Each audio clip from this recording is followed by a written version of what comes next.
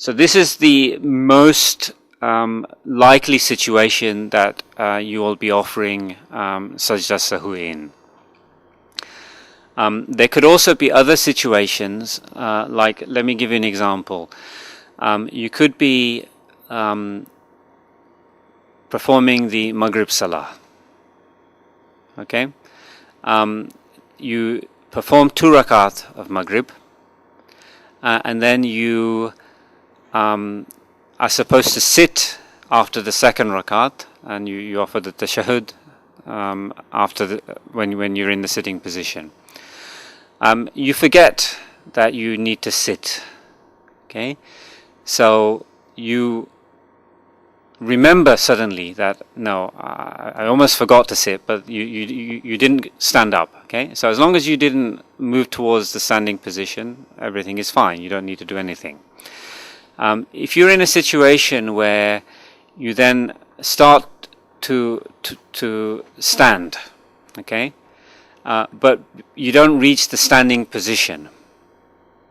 Okay, so you just started to go up, but you didn't get to the standing position. Okay, you started to go up, and then you suddenly realize, no, I need to sit here. Okay, so then you sit.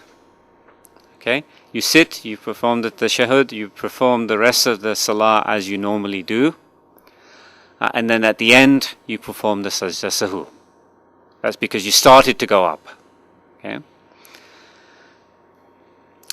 In the situation where you started to go up and you get all the way to the standing position, okay, so you come to the standing position, okay, and you're about to start the next rakat, and then you suddenly realize, no, I've forgotten to sit between the after the second rakat. So in that situation, you can continue the salah. You continue with the third rakat because you got to the standing position. You got to the standing position for the third rakat, and you've forgotten to sit between the 2 rakats. So you complete that rakat, and then you offer the sajda sahu at the end. You complete it in the standing position that you're in, or do you go and sit back down? So let me show you. You understand? So you were in the standing position. You performed 2 rakat. Right. Okay. You're supposed to sit after the second rakat. Okay. You came all the way up to this position. Right. Okay. Ready to start the third rakat. Okay. Then you suddenly realize, I forgot to sit. Okay. That's the situation you're in. So in that situation, if you've come all the way to the standing position, you don't go and sit down now. Okay? So you complete the third rakat, and then you offer sajda sahu. Okay?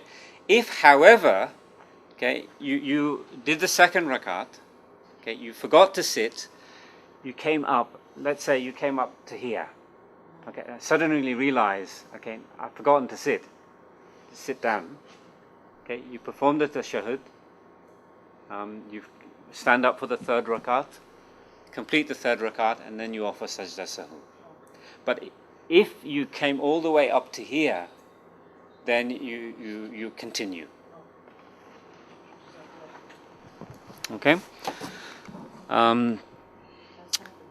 So these things happen. I mean, these things happen during the time of the Prophet sallallahu alaihi wasallam.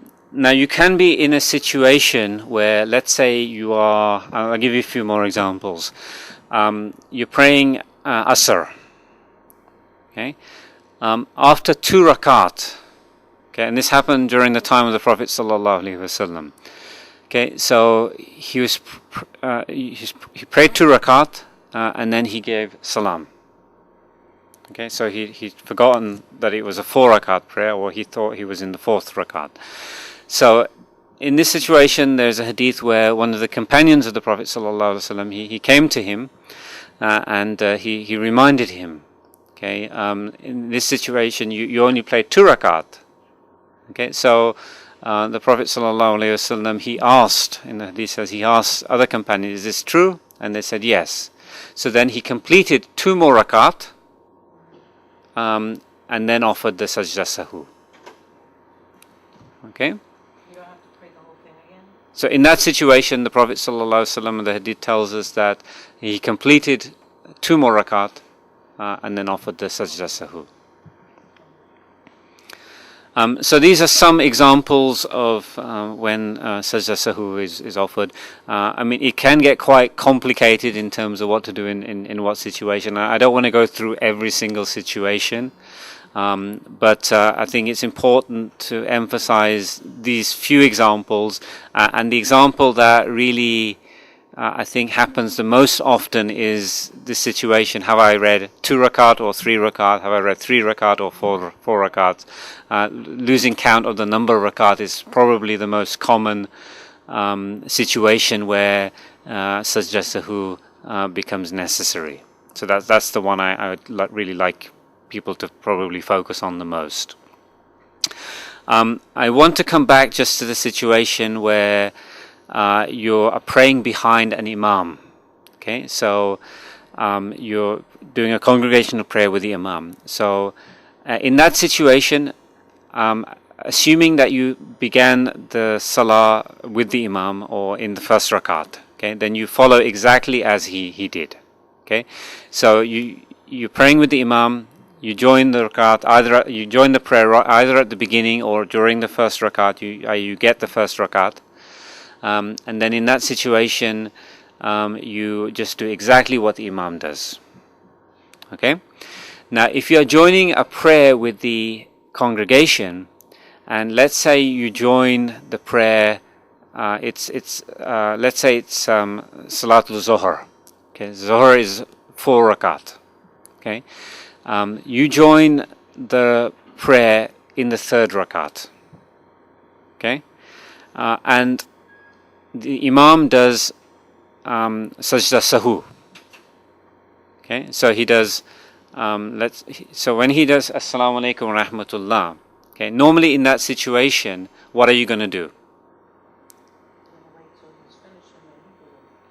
Normally in that situation, when the imam does the salam, okay, and you've joined the prayer in the 3rd rakat of Zohar, okay, you're going to stand up. So when the imam does salam, you're going to stand up, okay, because you have 2 more rakat to complete. So when the imam does salam in that situation, you stand up, okay, and you can continue your prayer. So that's the only situation where you wouldn't necessarily do the sajda sahu, because you missed the first few rakats because you joined late.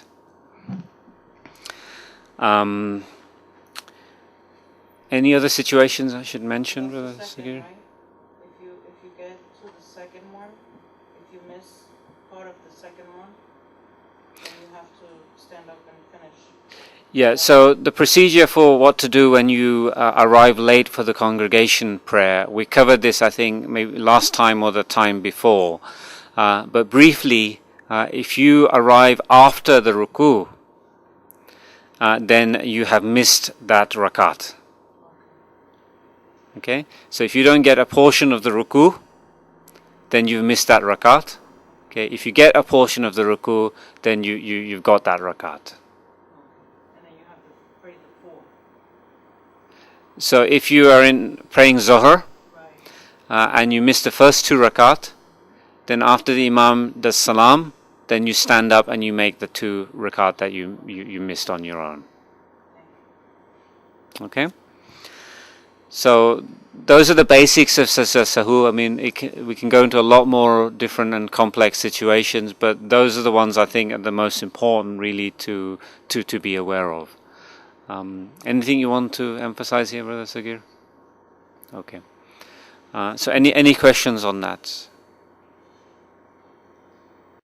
So with that we will conclude. Subhanaka Allahumma wa bihamdik. Ashhadu an la ilaha illa ant. Astaghfiruka wa atubu ilayk. A'udhu billahi minash shaitanir rajim. Bismillahir rahmanir rahim. Wal asr. Innal insana lafi khusr. Illa alladhina amanu wa amilus salihat.